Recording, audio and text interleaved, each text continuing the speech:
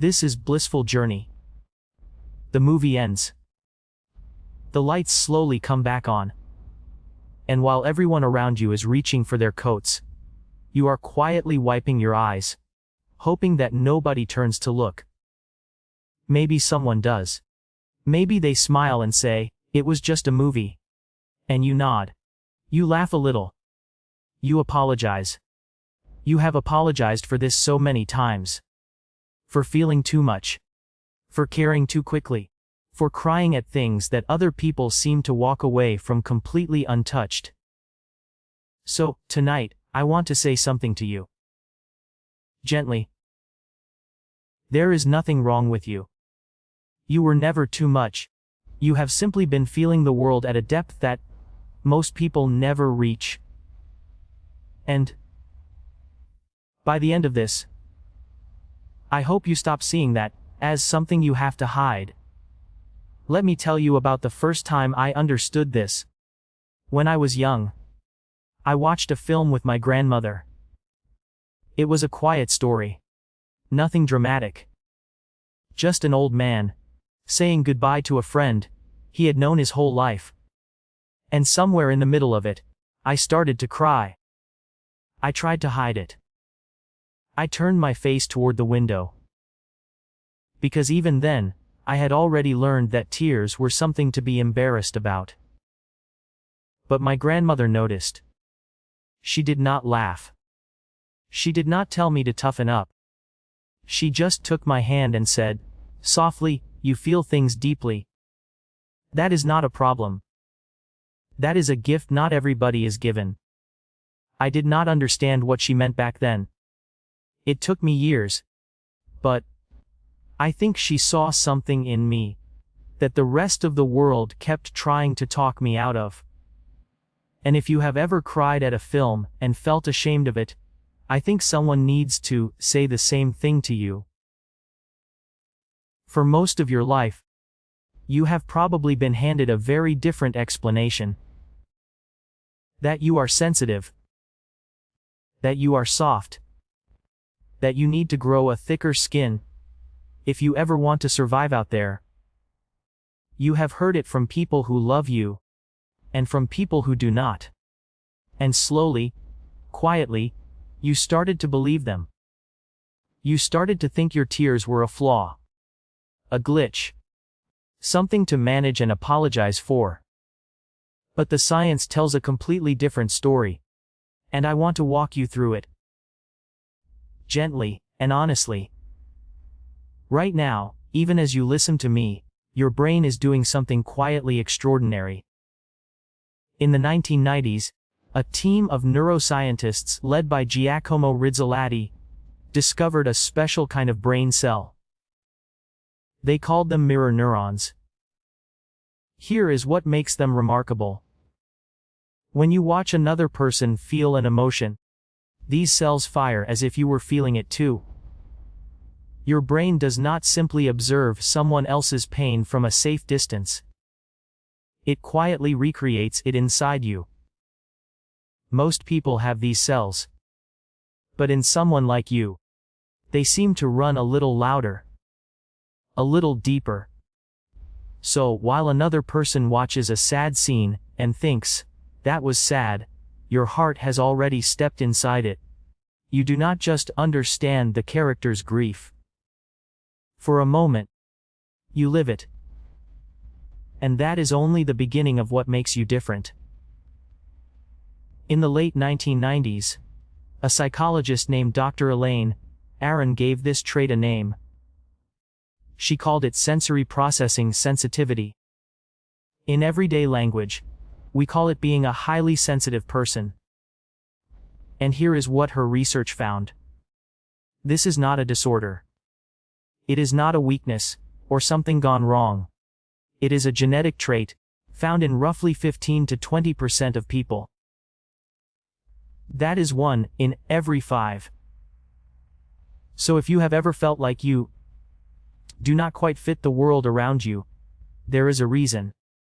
You were never meant to be the majority. But here is the part that I find beautiful. Dr. Aron and other researchers found this same trait in over 100 animal species. Fish, birds, dogs, primates. In every group, a portion of them are wired to be more responsive, more observant, more affected by their surroundings than the rest. Now think about that. If sensitivity were truly a weakness, evolution would have erased it long ago. But it did not. Nature kept it. On purpose. Again and again. Across millions of years. Because every group needs someone who feels the shift in the air before anyone else does. Someone who notices. Someone who cares enough to pay attention. That someone has always been you. There is more. Brain imaging studies have shown that highly sensitive people process experiences more deeply. When you take in the world, more of your brain lights up. The regions tied to awareness, empathy, and reflection all become more active. Dr. Aaron called this depth of processing. You do not skim across life. You absorb it. You connect the small moment in front of you to memories, to meaning, to the feelings of everyone in the room. That is why a single scene in a film can move you so completely. Your brain is not just watching. It is weaving the whole thing into something that matters.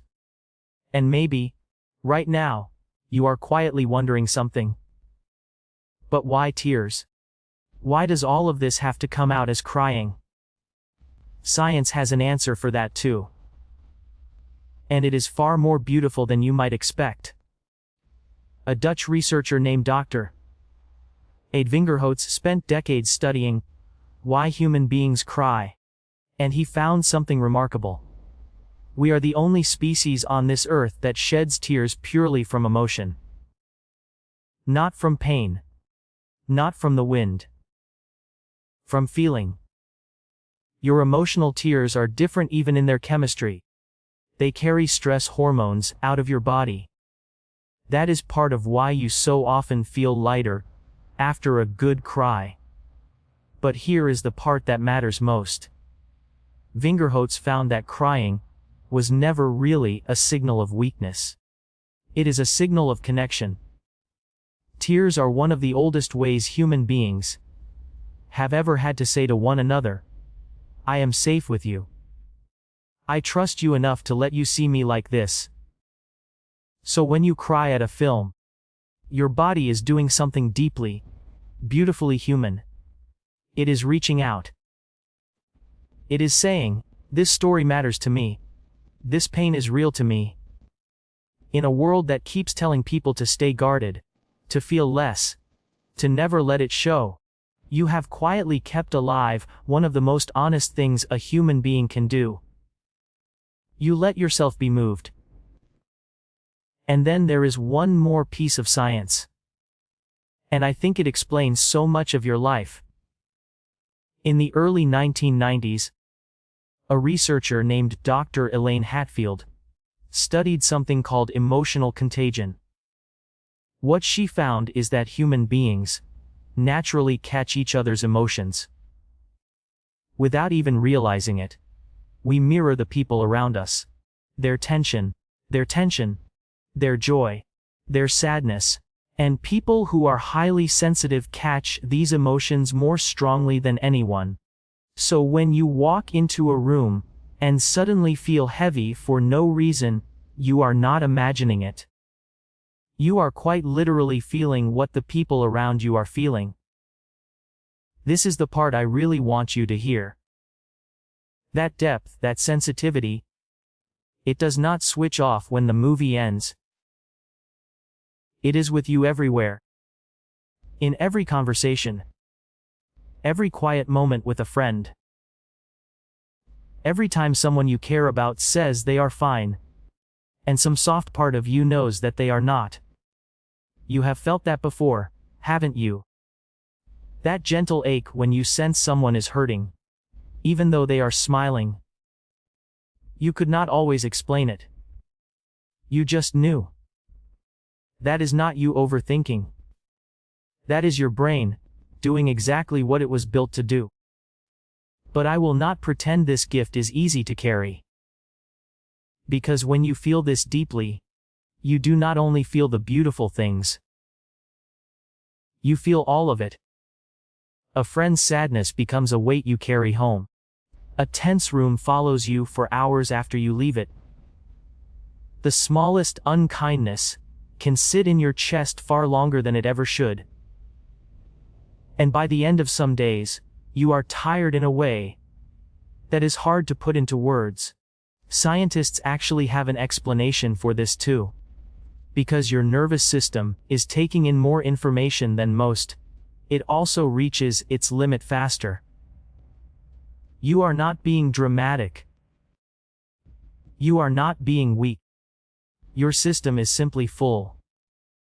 You have been holding the feelings of everyone around you, on top of your own. And no one ever taught you how to set that weight down. There is something else too. Something gentler, but harder to admit. Because you feel other people so fully, it can be very hard for you to say no. You feel their disappointment before they even show it. So you say yes when you mean no. You stay a little longer than you should. You give and give, until there is almost nothing left for you. If that is you, I want you to know. You are not foolish for loving people this way. You just have a heart that was built to give, and the world does not always know how to handle a heart like that with care. So let me offer you a few things. Not as rules, but as a kind of gentleness, you can start giving back to yourself. The first one is simple, but it changes everything. Stop apologizing for feeling. The next time your eyes fill up, or your chest goes tight, you do not owe anyone an explanation. What you feel is real. And it is allowed to take up space. The second is this. Learn to notice which feelings are truly yours. When you walk into a heavy room, and the sadness washes over you, pause and ask, softly, is this mine to carry, or am I simply catching it from someone else? Remember emotional contagion. That one quiet question can give you back so much of your peace. You can still care deeply, without drowning in everything around you. The third is about the people you let close. A heart, as open as yours, deserves to be handled with care. And not everyone has earned that kind of access to you. The ones who call you too sensitive, again and again, are often the ones who never learned how to feel as much as you do. That is their limit. It was never your flaw. And the last thing. Please, learn to trust what you feel. That quiet voice inside you, the one that senses when something is wrong, when someone is not safe, when a place is draining you. It has been trying to protect you for a very long time. You do not have to silence it just to seem easygoing. You are allowed to listen to yourself. And here is the most hopeful thing the science has to offer. A researcher named Dr. Michael Plewis discovered something he called vantage sensitivity.